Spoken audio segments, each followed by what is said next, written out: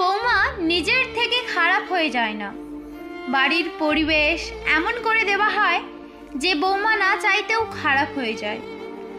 সব সময় বৌমার ভুল খোঁজা, পাড়া প্রতিবেশীর কাছে বৌমার নিন্দে করা, সব সময় নিজের বৌমার তুলনা অন্যের বৌমার সাথে করা, বৌমার চুগলি নিজের বিবাহিত মেয়ের কাছে করা, বারবার তার বাপের বাড়ি নিয়ে কটূক্তি করা, এসব করার পরেও আপনারা চান যে আপনার বৌমা আপনাদের সম্মান করবেন, আপনাদের আপন মনে করবে, আপনাদের সাথে মিষ্টি মিষ্টি কথা বলবে। যখন আপনারা বিছানায় পড়ে যাবেন তখন এই বৌমাই আপনাদের সেবা করবে, আপনার বিবাহিত মেয়েরা নয়।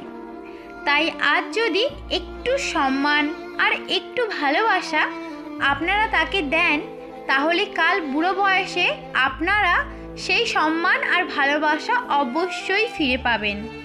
জানি না কেন এই বিশ্ব, এই সমাজ, এই পৃথিবী বৌমাদের এত কাঁদিয়ে, বৌমাদের উপর এত অত্যাচার করে, বৌমাদের কোনো কথা না শুনে কেন এত কষ্ট দেয়। আবার আমাদের মতো বাড়ির বউদের বলা হয় তোমার মেয়ের মতো হওয়া চাই। কথাটা বৌমার পরিচয়ের উপর প্রশ্ন তোলা হয়। কেন? বৌমার মধ্যে কি কোনো গুণ নেই যে মেয়ে হওয়ার প্রমাণ লাগবে? বৌমা হওয়া কি এতটাই খারাপ? কেউ কেউ তো এটাও বলে যে আমরা বৌমাকে মেয়ের মতো ভালোবাসা দেব। এর মানে বৌমার জন্য কোনো ভালোবাসা কি হয় না, বা সেটা দেওয়ার মতো হয় না। বৌমা বৌমা হয় আর মেয়ে মেয়ে হয়। এদের তুলনা করা বৃথা। মেয়ের জন্ম নিজ বাড়িতে আর বৌমার জন্ম পরের বাড়ির থেকে নিজের ছোটবেলা কোথাও পিছনে ফেলে আসে। ও মেয়ে কেমন করে হতে পারে?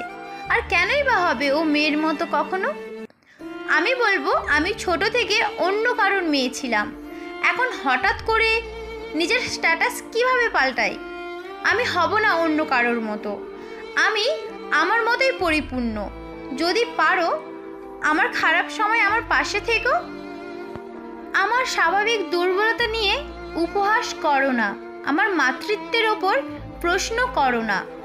মেয়ের মতো ভালোবাসা আমায় দেওয়া লাগবে না, কিন্তু বৌমার সম্মানটুকু দিও, বৌমার ভালোবাসা যে প্রাপ্য সেইটুকু অন্তত দিও।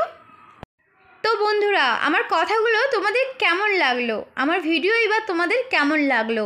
একটু কমেন্ট বক্সে প্লিজ কমেন্ট করে জানিও, কারণ তোমাদের একটা কমেন্ট আমাকে আরও মোটিভেট করে আরও ভালো ভালো ভিডিও বানানোর জন্য।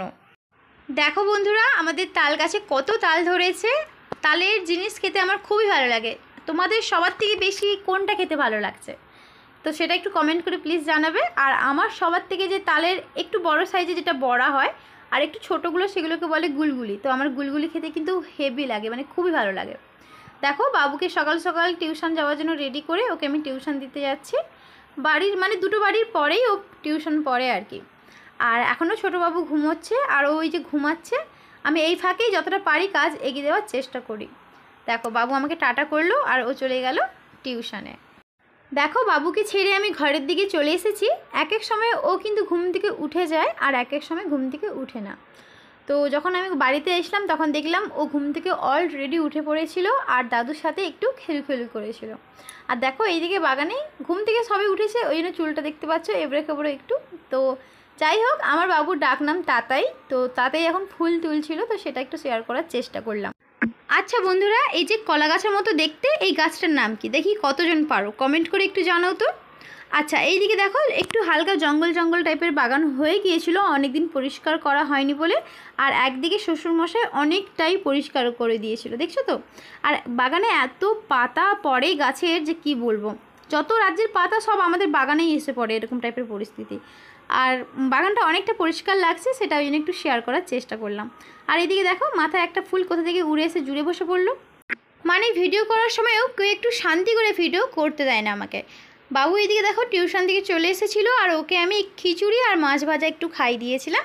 ছোটো বাবুকেও গ্রাইন্ডারে পেস্ট করে খাইয়েছিলাম, কিন্তু সেটা তোমাদেরকে আর দেখাতে পারলাম না, মুখে বলে দিলাম। বন্ধুরা, আমার ভিডিও যদি ভালো লাগলে প্লিজ একটু লাইক শেয়ার সাবস্ক্রাইব করে পাশে থাকবেন, একটু সাপোর্ট করুন। কারণ তোমরা যে 5 মিনিটের ভিডিও দেখছো, এটা কিন্তু শ্যুট করতে, এডিট করতে, সব কিছু করতে মিনিমাম 5 ঘন্টা লেগে যায়।